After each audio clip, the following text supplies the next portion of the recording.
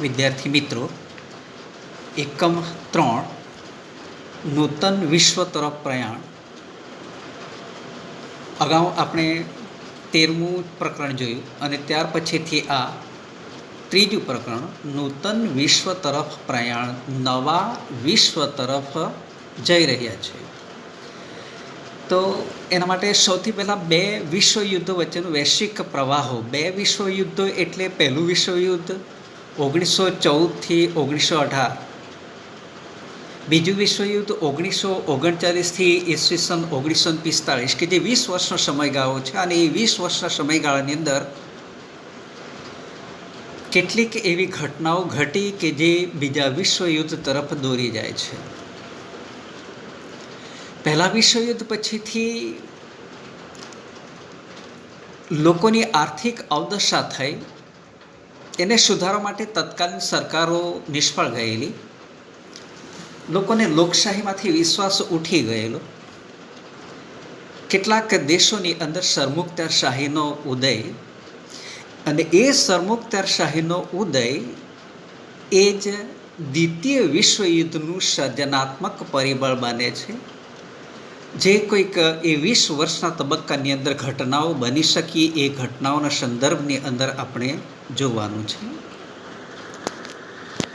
સૌથી પહેલાં એ જે ઘટનાઓની અંદર ઇટાલીમાં ફાંસીવાદ, જર્મનીમાં નાઝીવાદ, જાપાનમાં લશ્કરવાદ, વૈશ્વિક મહામંદી 1929થી 32, એ દ્વિતીય વિશ્વયુદ્ધ માટેના મહત્ત્વના ઘટનાઓ ઘટેલી હતી. સૌથી પહેલાં આપણે જોઈશું તે ઇટાલીમાં ફાંસીવાદ. હવે આના માટે યાદ રાખજો, ઇટાલીમાં ફાંસીવાદની સ્થાપના મુસોલિનીએ કેમ કરી? કારણ પૂછાય 2 માર્કનું, તો એ અહીંયાથી જ યાદ રાખવું પડશે. પ્રથમ વિશ્વયુદ્ધમાં ઇટાલી વિજેતા રાષ્ટ્રોના પક્ષે રહી લડ્યું હતું. ઇટાલીને યુદ્ધની અંદર $12 અબજ ખર્ચ, 6 લાખ સૈનિકો ખુવાર થયેલા. પણ સંધિના અંતે વિજેતા મિત્ર રાષ્ટ્રોએ મનગમતા પ્રદેશો પડાવી લીધા. ઇટાલીની અવગણના કરવામાં આવી. એથી ઇટાલી રોષે ભરાયેલું. ઇટાલીનો રાષ્ટ્રીય સ્વમાન ભંગ થયો. તે માટે ઇટાલીની સરકાર જ જવાબદાર એમ માની ઇટાલીના લોકોએ રાષ્ટ્રીય અપમાનનો બદલો લેવા માગતા હતા. ઇટાલીને એવા કપરા સંજોગોમાંથી ઉગારવા માટે બેનિટો મુસોલિનીએ ઇટાલીમાં ફાસિસ્ટ પક્ષની સ્થાપના કરી. યાદ રાખજો, કોણે કયા પક્ષની સ્થાપના કરી? બેનિટો મુસોલિનીએ ઇટાલીમાં ફાસિસ્ટ પક્ષની સ્થાપના કરી. ફરીથી ત્રીજી વખત બોલું છું, બેનિટો મુસોલિનીએ ઇટાલીમાં ફાસિસ્ટ પક્ષની સ્થાપના કરી. એનું પ્રતીક હતું લાકડાની ભારી અને કુહાડી. કયું પ્રતીક? લાકડાની ભારી અને કુહાડી, જે રોમન સમ્રાટની સર્વોપરિતાનું પ્રતીક અપનાયું. ફાંસીવાદને સામાન્ય પરિભાષામાં, એટલે કે ઇટાલીના સંદર્ભની અંદર ફાસેજે, એ જે ફાંસીવાદ ઇટાલીના ફાસેજે શબ્દમાંથી ઉતરી આવ્યો છે. ફાસેજે એટલે કે બધી જ વસ્તુઓ પર રાજ્યનો અધિકાર. એક પ્રકારની સરમુખત્યારશાહી કહેવાય. એટલે એ જે બધી જ વસ્તુઓ ઉપર રાજ્યનો અધિકાર. મુસોલિનીનો એ મુદ્રાલેખ હતો. મુસોલિનીનો મુદ્રાલેખ એક પક્ષ, એક નેતા, એક પક્ષ, એક નેતા, અને એણે પોતાના પક્ષના સ્વયંસેવકોને તાલીમ આપી હતી. આ પણ જરા યાદ રાખી લેવાનું છે. ફાસિસ્ટ પક્ષ, લાકડાની ભારી અને કુહાડી, અને મુદ્રાલેખ એક પક્ષ, એક નેતા. એના પક્ષના સ્વયંસેવકોને લશ્કરી તાલીમ આપી. ગણવેશ કાળા રંગનો, અને મુસોલિની સત્તા પર આવ્યા પછીથી તુરંત જ એમણે ભૂમધ્ય સમુદ્રના રોડ્સ અને ડોડિકાનીઝ ટાપુઓ તુર્કી પાસેથી પડાવી લીધા. જોજો અહીંયા રોડ્સનો ટાપુ અને ડોડિકાનીઝ ટાપુઓ તુર્કી પાસેથી પડાવી લીધા. એટલેથી અટકી શક્યું નહીં. 1924માં આલ્બેનિયા, એબિસિનિયા અને ફ્યુમ બંદર, ફરીથી યાદ રાખો, 1924માં આલ્બેનિયા, એબિસિનિયા અને ફ્યુમ બંદર પણ જીતી લીધા. એટલી સફળતા મળી પછી તો મુસોલિનીએ રાષ્ટ્રસંઘમાંથી છેડો ફાડી નાખ્યો. એટલે રાષ્ટ્રસંઘનું સભ્યપદ હતું પણ એને હવે ઠુકરાવી દીધું. ત્યારબાદ રોમ, બર્લિન, ટોક્યો ધરીમાં જોડાઈ શક્યું. એટલે આની અંદર શું, રોમ એટલે કે ઇટાલી, બર્લિન એટલે કે જર્મની, ટોક્યો એટલે કે જાપાન, એ ધરી રાષ્ટ્રો એટલે કે એ રાષ્ટ્રોની સાથે જોડાઈ ગયું. એ રીતે ઇટાલી દ્વિતીય વિશ્વયુદ્ધ માટેનું જવાબદાર પરિબળ બન્યું. તો અહીંયા બંને રીતે યાદ રાખવાનું, કારણ આ બેઠું જ પણ પૂછાય. ઇટાલી દ્વિતીય વિશ્વયુદ્ધ માટેનું જવાબદાર પરિબળ. ઇટાલીમાં બેનિટો મુસોલિનીએ ફાંસીવાદની સ્થાપના કરી. કેમ? તો કોઈ પણ રીતે આવી શકે, તો તે તબક્કાની અંદર આપણે ખ્યાલ રાખવાનો છે. ત્રીજું, હવે જર્મનીમાં નાઝીવાદ. પ્રથમ વિશ્વયુદ્ધમાં જર્મનીનો પરાજય થયેલો, તો આર્થિક રીતે એ પણ બેહાલ બની શકેલો. તો આર્થિક એટલે શું, પાછું આપણે પહેલી ત્યાંથી રહી ગયું. તો આર્થિક એટલે અર્થ, પૈસો, નાણું, ને એ નાણાંના સંદર્ભમાં બેહાલ બની શકેલો હતું. પેરિસ શાંતિ પરિષદે વર્સેસ સંધિ પર જર્મનીને સહી કરવાની ફરજ પડેલી. એ અન્યાયી સંધિથી જર્મન પ્રજા ક્રોધિત બનેલી. એડોલ્ફ હિટલર, અહીંયા એડોલ્ફ હિટલર કે જે રાષ્ટ્રીય સમાજવાદી જર્મન કામદાર પક્ષમાં 1919માં જોડાઈ જાય છે. એડોલ્ફ હિટલર રાષ્ટ્રીય સમાજવાદી જર્મન કામદાર પક્ષ 1919માં જોડાઈ જાય છે. એ પક્ષ પાછળથી નાઝી પક્ષ તરીકે ઓળખવામાં આવે છે. નાઝી વિચારસરણીની અંદર રાષ્ટ્રવાદ અને સમાજવાદનો સમન્વય હતો. રાષ્ટ્રવાદ એટલે પોતાનો જ દેશ, હું જ કંઈક છું, અમારો જ દેશ કંઈક છે. અને સમાજવાદ એટલે કે સમાજવાદનો સમન્વય એટલે બંનેનો સુમેળ સાધવામાં આવેલો હતો. જર્મનીના રાષ્ટ્રપતિ હિન્ડેનબર્ગનું અવસાન થયું. કોણ? જર્મની રાષ્ટ્રપતિ હિન્ડેનબર્ગ.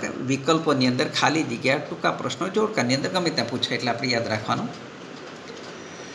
હિન્ડેનબર્ગનું અવસાન થતાં હિટલરે રાષ્ટ્રપતિ પદ ધારણ કરી જર્મનીની અંદર એ સરમુખત્યારશાહી સ્થાપી દીધી. જર્મનીની અંદર પણ સરમુખત્યારશાહી સ્થાપી દીધી. ઇટાલીમાં કોણે? હિટલરે. જર્મનીમાં કોણે? ઇટાલીમાં મુસોલિનીએ, જર્મનીની અંદર હિટલરે. અને ત્યાર પછીથી ઉગ્ર આક્રમક નીતિ અપનાવી અને જર્મન પ્રજાને સંકુચિત રાષ્ટ્રવાદ તરફ દોરી જાય છે. એટલે સંકુચિત રાષ્ટ્રવાદ એટલે કે અમારો જ દેશ, મારા જ દેશના વતનીઓ, એ સિવાય બીજા કોઈ જ નહીં. જર્મન પ્રજા હિટલરને ફ્યુહર એટલે કે તારણહાર માનતી હતી, કારણ કે પરિસ્થિતિ જ એવા પ્રકારની સર્જાઈ ગયેલી હતી અને એના કારણે એ જર્મની પ્રજાને ઉઘાડનાર બની શક્યા અને એથી એમને ફ્યુહર એટલે કે તારણહાર માનતી હતી જર્મની પ્રજા. હવે એ જે જર્મનીની પ્રજા અને એ જે નાઝી પક્ષની સ્થાપના કરી અને એ નાઝીવાદના સૈનિકો ભૂરા રંગનો લશ્કરી પોશાક ધારણ કરતા, ખભા ઉપર લાલ રંગની પટ્ટી ચોંટાડતા અને ઉપર સ્વસ્તિક જેવું ચિહ્ન લગાડતા. હવે સ્વસ્તિકની અંદર જોજો કેવા પ્રકારનું સ્વસ્તિક, આ રીતે ક્રોસમાં કરતા. એટલે એ રીતે ક્રોસ એટલે એનો હેતુ કયો હતો કે અહીંયા સ્વસ્તિક જેવું ચિહ્ન અને આપણે ત્યાં ભારતની અંદર જે સ્વસ્તિકનો ઉપયોગ કરવામાં આવે છે તે આ રીતે એકદમ સીધું, ત્યારે અહીંયા ક્રોસ. ભારતની અંદર જે સ્વસ્તિક છે એનો અર્થઘટન કરવામાં આવે છે કલ્યાણ થાઓ, ત્યારે અહીંયા એનું અલગ અર્થઘટન કરવામાં હતું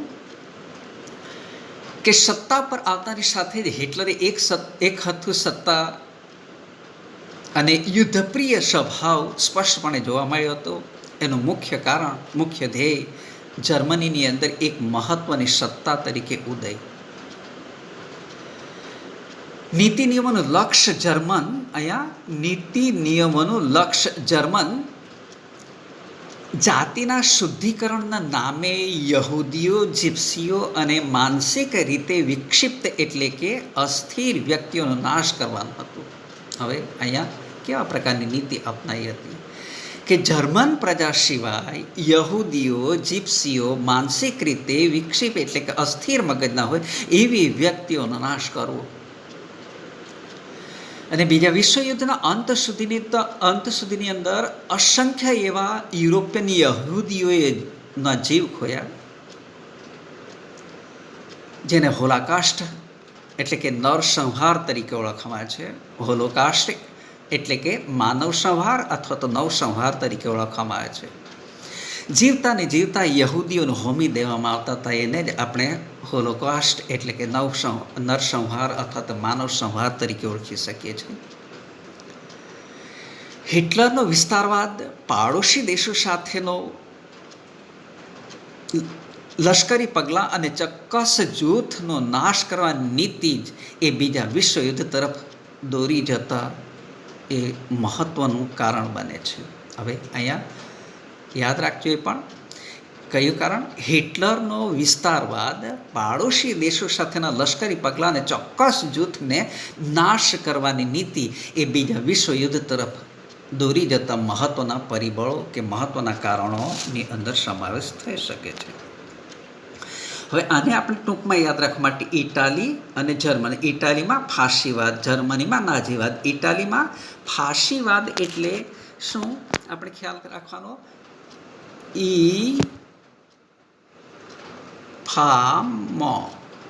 ઈફામ ઇટાલી, ફાશીવાદ મુસોલિની. ત્યારબાદ જર્મની. જર્મનીની અંદર ન એટલે કે જર્મની, હિટલર, નાઝી પક્ષ. જર્મનીની અંદર કોણે કયા પક્ષની સ્થાપના કરી? જર્મનીની અંદર હિટલરે નાઝી પક્ષની સ્થાપના કરી. ઇટાલીમાં કોણે કયા પક્ષની સ્થાપના કરી? ઇટાલીમાં મુસોલિનીએ ફાસિસ્ટ પક્ષની સ્થાપના કરી. તો એ રીતે એને ટૂંકમાં યાદ રાખીને ઈફામ જહન પરીક્ષાની અંદર ગમે તે રીતે ઉલટાઈને પૂછી શકે તે તબક્કાની અંદર આપણને ખ્યાલ હોવો જોઈએ. હવે જાપાન. એ જે જાપાનની અંદર 1919ની અંદર વર્ષની સંધિમાં પોતાને ધારણા અનુસારના પ્રદેશો મળી શકેલા નહોતા. એટલે એ જે ચીનના પ્રદેશોનો લાભ મળવો જોઈતો તો એ લાભ એ ચીનને મળી શક્યો નહીં, અને જાપાનને મળી શક્યો નહીં. અને જર્મનીની અંદર ઘણા બધા સંસ્થાનો ઇંગ્લેન્ડ અને ફ્રાન્સે વહેંચી લીધા. હવે સંસ્થાનો આપણને ખ્યાલ હોવો જોઈએ, સંસ્થાનો અને સંસ્થાનવાદ જરા ખ્યાલ રાખી લેજો. અહીંયા સંસ્થાનો એટલે અહીંયા પ્રથમ વિશ્વ સંસ્થાનો એટલે કે આપણે પહેલા પાઠની અંદર આવી ગયું હતું સંસ્થાનવાદ. અમેરિકા એટલે કે યુરોપના દેશોએ એશિયા, આફ્રિકા અને એશિયાઈ દેશોમાં જઈ વેપાર માટે વસાહતોની સ્થાપના કરી. વેપાર માટેની વસાહતોની સ્થાપના કરી તેને શું કહેવામાં આવે છે? સંસ્થાનો. ફરીથી યાદ રાખજો.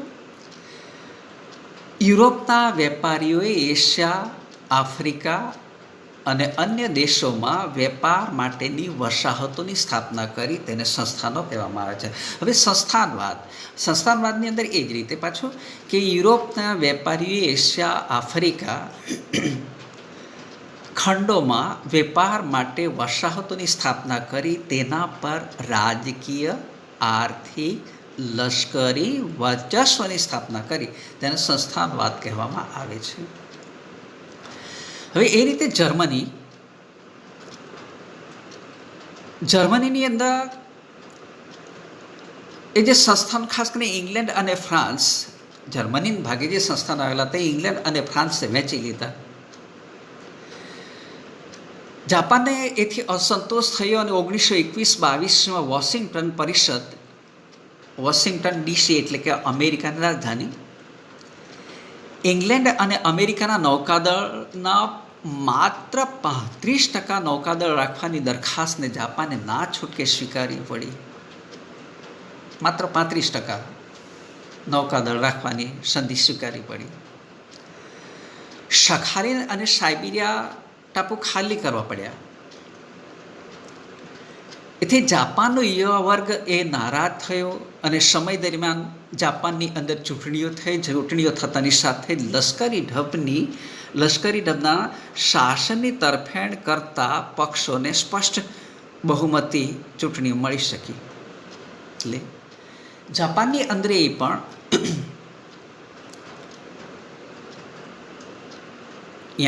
જાપાનની અંદર એ પણ લશ્કરી રાષ્ટ્રવાદી વિસ્તારવાદની નીતિ અપનાવી અને જાપાને રાષ્ટ્રસંઘની સમિતિની અંદર કાયમી સભ્યપદ પણ નહોતું. જાપાનની સામ્રાજ્યવાદી પ્રવૃત્તિએ પશ્ચિમના દેશોને રોકી શક્યા નહીં અને એની સાથે જ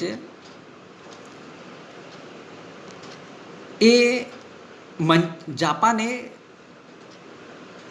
સૌથી પહેલાં 1932ની અંદર મંચુરિયા પ્રાંત કબજે કરી લીધું.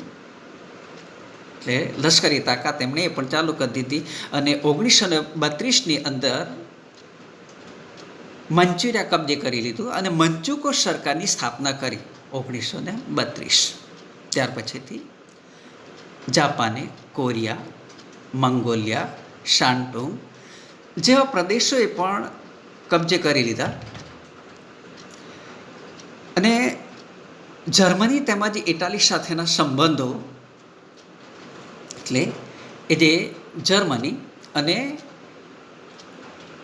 ઇટાલી સાથેના સંબંધો એમણે, એટલે આ ત્રણેય દેશો, એટલે કે એમણે એ ત્રણેય દેશો સાથે, એટલે કે જર્મની અને ઇટાલી સાથેના સંબંધો સુધારીને અને સામ્રાજ્યનો દોર છૂટો કરી દીધો. જાપાનની અંદર ત્યાર પછીથી મેઈજી પરિષદ, એટલે કે એ જે સમ્રાટ મેઈજી પછી ઈસવીસન 1936ની અંદર, અહીંયા જોતા જજો, 1936ની અંદર ગાદીએ આવેલ શહેનશાહ હિરોહિટોએ, અહીંયા જોજો, આ હિરોહિટો, એ જે હિરોહિટોએ પણ જાપાનની એ પ્રવૃત્તિને ઉત્તેજન આપ્યું અને 1933ની અંદર જાપાને પણ રાષ્ટ્રસંઘનો ત્યાગ કરી દીધો હતો, એટલે કે રાષ્ટ્રસંઘને ઠુકરાવી દીધું હતું. ત્યાર પછીથી વૈશ્વિક મહામંદી 1929, વૈશ્વિક મહામંદી ઈસવીસન 1929 થી ઈસવીસન 1929ની અંદર વૈશ્વિક મહામંદીની શરૂઆત થઈ શકી હતી. એટલે યુરોપ ખંડના મોટા ભાગના રાષ્ટ્રના વડાઓની એવી ધારણા હતી કે પ્રથમ વિશ્વયુદ્ધને અંતે યુદ્ધકીય સમસ્યાઓનો અંત આવી જશે, પણ એ ધારણા ખોટી પડી.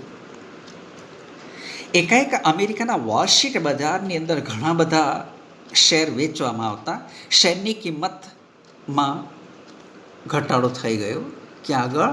અમેરિકાના વોલ સ્ટ્રીટ શેર બજાર. એ જે વોલ સ્ટ્રીટ શેર બજારની અંદર એ શેરના ભાવમાં ઘટાડો થયો અને એ જ ઘટાડાને વિવેચકો એને વોલ સ્ટ્રીટ તરીકે આજે વોલ સ્ટ્રીટ સંકટના નામથી ઓળખાવે છે. અહીંયા જોજો, આ વોલ સ્ટ્રીટ સંકટ, એ જે વોલ સ્ટ્રીટ સંકટના નામથી ઓળખવામાં આવે છે 24 ઓક્ટોબર ઈસવીસન 1929. ફરીથી યાદ રાખો, વોલ સ્ટ્રીટ સંકટના નામથી ઓળખાવે છે 24 ઓક્ટોબર 1929. સમગ્ર વિશ્વના દેશોની આર્થિક સ્થિતિને બેહાલ બનાવી દીધી. એ વૈશ્વિક મહામંદીનું સર્જન થયું અને મોટા ભાગના રાષ્ટ્રોએ મહામંદીના પ્રભાવ હેઠળ આવી જાય છે. અહીંયા ગ્રેટ બ્રિટન એટલે કે ઇંગ્લેન્ડ જેવી મહાસત્તાઓએ પણ પોતાના ચલણ પાઉન્ડની સામે અનામત સ્વરૂપે રખાતા સુવર્ણ એટલે કે સોનાના જથ્થાની નીતિનો ત્યાગ કરવો પડ્યો. એનો પ્રભાવ વિશ્વના અન્ય રાષ્ટ્રોના આંતરરાષ્ટ્રીય વ્યાપાર ઉદ્યોગ પર પડ્યો. અમેરિકા જેવા સમૃદ્ધ રાષ્ટ્રોએ આર્થિક સ્થિતિની અવગણના કરી અને કડક નિયંત્રણો લાદવા પડ્યા. વિશ્વ વ્યાપાર ઘટી ગયો. એ રીતે દ્વિતીય વિશ્વયુદ્ધની રૂપરેખાનું સર્જન થયું. અહીંયા પણ દ્વિતીય વિશ્વયુદ્ધની રૂપરેખા એ તૈયાર થઈ જાય છે. તો એ રીતે અહીંયા એ મૂળ કારણો છે. દ્વિતીય વિશ્વયુદ્ધ તરફ દોરી જતી મહત્ત્વની ઘટનાઓની અંદર ફરીથી યાદ રાખજો, ઇટાલીમાં ફાંસીવાદ, જર્મનીમાં નાઝીવાદ, જાપાનની અંદર લશ્કરવાદ અને વૈશ્વિક મહામંદી ઈસવીસન 1929 એ મહત્ત્વની ઘટનાઓ. અને ત્યાર પછી આપણે બીજા ભાગમાં જોઈશું દ્વિતીય વિશ્વયુદ્ધ ઈસવીસન 1939થી 1945 એના પરિબળો પછી જોઈશું. જરા